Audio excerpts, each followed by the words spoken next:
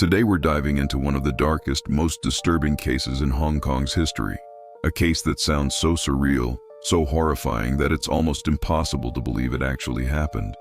It's become known worldwide as the Hello Kitty murder. And trust me, once you hear the details, you'll never look at that cute cartoon cat the same way again. Who was the victim? Fan Man-yee. She was born in 1975. Her parents abandoned her when she was a child, so she grew up in a girls' orphanage. And when she turned 16, she was forced to leave because of the age limit. Now imagine that. 16 years old, no family, no support, no real options. What do? Fan ended up developing a drug addiction, and to keep herself alive, she turned to prostitution. But here's the catch. The money wasn't enough. She was struggling to survive, barely making ends meet. And that desperation, it set the stage for what came next. Early in 1999, Fan made a mistake that would change everything. One of her former clients was a 34-year-old man named Chan Man-lok. He wasn't just a regular customer.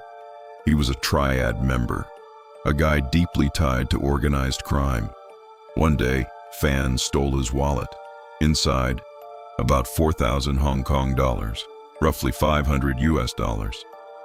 When Chan found out, he didn't just want his money back. He demanded more. He told her, "Give me the money you stole, plus another 10,000 as compensation." Fan gave back the stolen money right away. But she didn't have the extra. She begged for time. And Chan, he wasn't the forgiving type. March 17, 1999. Fan was out in the Kwai Chung district when Chan and his crew made their move. With him were two men, Leung Wai Lun and Leung Xingqiu, and shockingly, a 14-year-old girl known as Ah Fong. They grabbed Fan and dragged her to an apartment at 31 Grenville Road, right in the middle of busy Tsim Sha Tsui. Chan's first plan was simple. He wanted to profit. He thought he could sell Fan's services to other men, but instead, the situation spiraled into something much darker. Inside that apartment, Fan was beaten with metal bars. Sometimes she was hung up like a punching bag and used for practice. At one point, she was kicked in the head more than 50 times. Her captors rubbed chili oil and spices into her wounds. They burned her legs and feet with melted candle wax and even hot plastic, making sure she couldn't escape. They forced her to eat human waste, and get this, she was told to smile, to thank them for the abuse. If she didn't, the punishment got worse. On April 15, 1999, Fan's body finally gave out. Some say she died while her captors were out.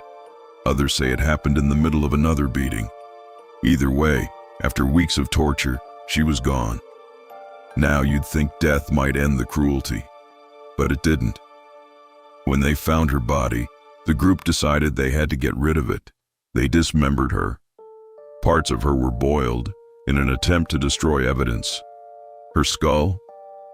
It was stuffed inside a large Hello Kitty mermaid doll. Her organs and a single tooth were put in a plastic bag, and that one grotesque detail, the Hello Kitty doll, gave this case its unforgettable name. It wasn't until May 24th, more than a month later, that the police finally uncovered the truth. The 14-year-old girl, Ah Fong, broke down and led investigators to the apartment. What they found inside was beyond comprehension. The trial lasted more than 6 weeks. The testimony, the details, they shocked the entire city. Ah Fong testified in exchange for immunity. She described what had happened, how Fan had been treated, and what the men had done. In the end, the jury didn't convict the men of murder. Instead, they were found guilty of manslaughter. The jury couldn't prove premeditation beyond a reasonable doubt, but they knew Fan had died from the abuse. Judge Peter Nguyen gave them life sentences with the possibility of parole. In court, he said, "Never in Hong Kong in recent years has a court heard of such cruelty, depravity, callousness, brutality, violence, and viciousness." Psychiatrists later said the men showed no remorse at all.